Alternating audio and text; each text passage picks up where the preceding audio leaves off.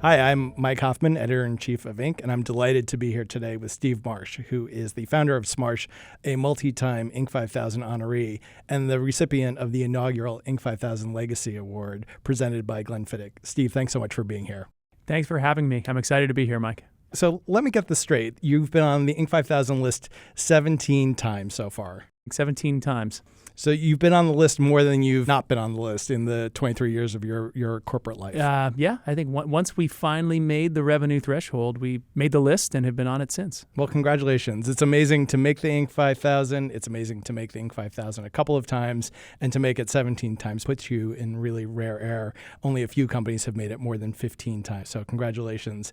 Now, you started the company in 2001, is that right? That's right. Your name is Steve Marsh, and the name of the company is Smarsh. Do I have it right that your original email address had something to do with the ultimate name of the company? I incorporated to do consulting work, never thinking that the business name would see the light of day. It was just incorporated as Smarsh Inc. because Marsh was taken by the large insurance company, so we couldn't use that. And my friends at the time my coworkers had all called me Smarsh because that was like my email handle. So I said, hey, let's just go with that. And the domain name was available. And many years later, with a larger marketing department and more resources available to us, more domain names available to us, we still decided to keep the name Smarsh. But that should serve as proof that I never had intention of building this business into anything. So who was your first client? My first client was a small brokerage out of Boston, Massachusetts. And a friend of mine had worked there and had told me about this need to archive communications for regulatory compliance, and I knew virtually nothing. I mean, I knew absolutely nothing about that. I knew that I needed to make some money to pay rent and that I had some technology skills. So I set out to actually help them implement a solution that I thought I would source from another vendor, and quickly found that there weren't other vendors out there doing this, at least to service the small and mid-sized companies. The business at that point pivoted from being a consulting business to being the archiving and communications intelligence business that it's become today. When you started on the hockey stick-like trajectory of growth, what was the sort of first moment, if you remember, where you kind of knew, oh, this is like not just a consulting business, this is a real business, a technology business, and actually it's a fast-growth technology business?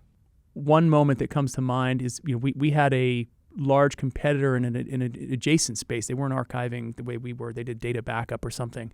And they made an offer to buy the company really in our first year of effort in trying to sell the archiving service. And it was hard as a founder to turn down, I think it was like $1 million, but it was like, well, but it was complicated. But we passed on it. And that was a great decision. But that really validated for me that we had built something that was at least perceived to be of value to someone else. And of course, making the Inc. 5000 list for the first time after applying earlier that year and not being able to apply the year prior to that because we weren't big enough. We didn't meet the revenue thresholds. Anyway, when we made that list, that was fantastic validation for all the hard work that we had done. It gave us a sense of credibility when we would go out to our customers, by being able to put the Inc. 5000 recipient, logo on our emails and on our website. And that actually helped us grow, to the next level beyond that. And you at some point took growth capital, private equity, is that right? We did. It wasn't until 2007. Our first investors were minority investors in 2007. And ironically, the point at which they became interested was a point at which we no longer needed money. And I think many founders probably go through this. When you're trying to raise money, it's a lot harder than when you don't need it. When you don't need it, everybody seems to come out of the woodwork, and then they try to convince you why you should take money. But for us, I think that was a key moment where we realized that we needed to significantly upgrade our technology infrastructure if we wanted to win bigger and bigger customers. We were making incremental changes every year. The rip and replace, that you hear technology companies go through, where every 6 months or so we were taking out old equipment and replacing it with new, bigger, and better equipment. And that really just wasn't scalable. It was becoming a distraction to have to keep going through those projects every 6 months or so. By raising capital, we were able to get off that hamster wheel, and we were also able to start making some acquisitions, which became kind of a part of life from that moment forward. What did you learn about business ownership and business leadership going through the process of acquisitions? We gained access to people who had operated at the level beyond where we were, which is a pattern, we'll see kind of occur over and over in our business. But there were smarter people who had more experience in a variety of areas, and they presented some of the reasons why we would want to do some acquisitions. They also educated me and the rest of my team on how to do them. So we got our feet wet with the first one, right after we took an investment.